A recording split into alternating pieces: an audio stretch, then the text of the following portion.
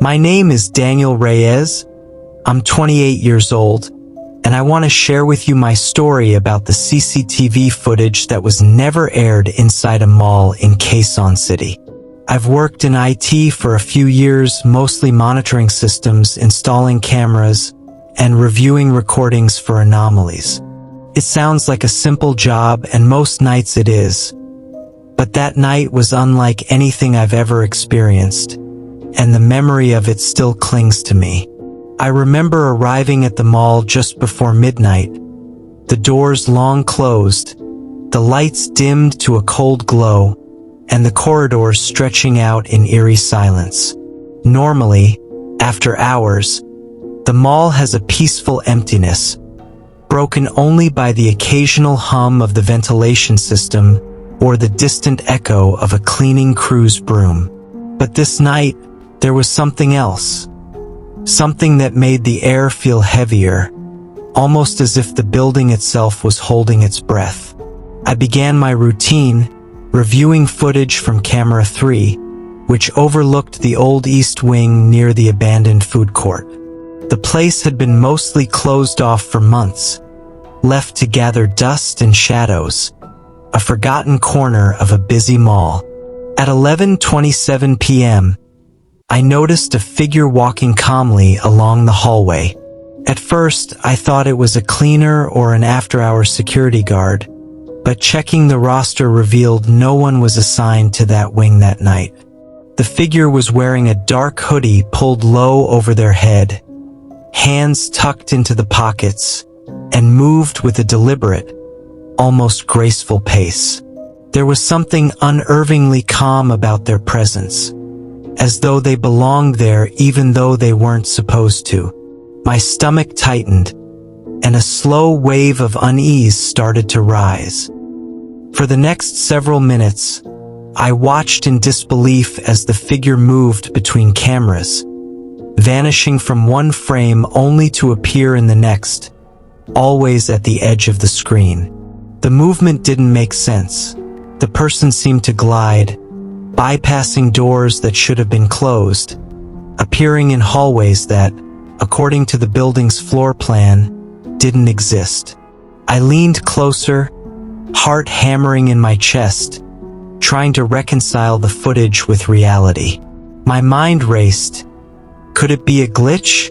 A prank? A security breach? Nothing I checked explained the movement. It was as if the cameras themselves were being manipulated. At 11:45 p.m., the figure paused near the escalator to the basement parking. I switched to the live feed of the parking area, expecting to see someone entering, maybe slipping through an emergency exit. But the lot was empty. The figure, still visible on the CCTV recording, descended the stairs and disappeared from view, leaving nothing behind. No sound, no evidence of movement, no shadow on the floor. I rewound the footage, watched frame by frame, and the image shifted slightly with each playback. Sometimes the figure's posture would be different, the head slightly turned, or the hands raised in a way they hadn't been before.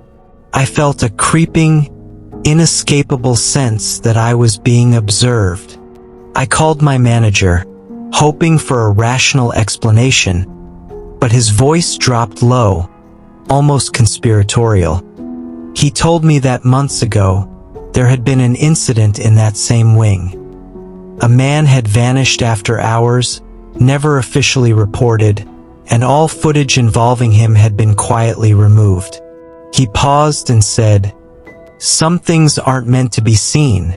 Some presences linger." I felt my chest tighten, a cold weight pressing down. I realized then that I wasn't just looking at footage. I was staring at something that had continued to exist within the cameras, within the building itself, long after anyone else had left. Hours passed, and I remained in the security office, staring at the screens. The emptiness of the mall outside seemed to pulse with life, and the shadows in the video grew longer, stretching unnaturally across the floors and walls. I began to notice details I hadn't before. Reflections in the glass that didn't match the figure, distortions along the edges of frames, and a low, static hum that rose whenever I attempted to zoom in. My fingers trembled as I tried to record the footage, but every playback changed subtly. The figure shifted closer to the camera, sometimes tilting the head as if observing me directly. I couldn't explain it, and logic refused to settle my fear. At some point, I realized the figure was no longer confined to the recorded footage. I felt its presence creeping through the office, a sensation of being watched that made every hair on my arms stand on end.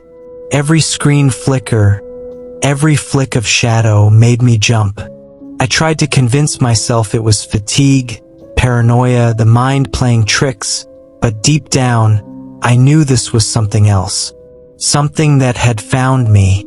I shut down the system, but even in the quiet darkness of the office, I could feel it. A subtle pressure in the air, a sensation that I was not alone. When I finally left the building, long after midnight, the corridors behind me were silent, but my mind replayed the figure's glide, the impossible movements, the unblinking presence that defied explanation. At home, I reviewed my own recordings. The figure shifted in ways I had not seen before, appearing closer to the camera, raising a hand in a gesture that felt like recognition or perhaps a warning. Sleep became difficult. Every noise, every flicker of light in my apartment seemed to echo the same eerie rhythm of that abandoned mall wing. Over the next weeks, I researched old news, employee logs, and security reports. I found fragments of information, rumors of other disappearances in the same section, employees reporting strange figures in the cameras at odd hours, some even leaving the company because of what they saw. Nothing official, nothing documented, but enough to send a cold shiver through me.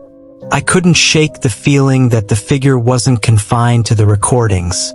It had somehow anchored itself to me, to anyone who looked too closely. The idea that a presence could exist within surveillance systems, moving beyond the laws of space and time, felt impossible yet undeniable.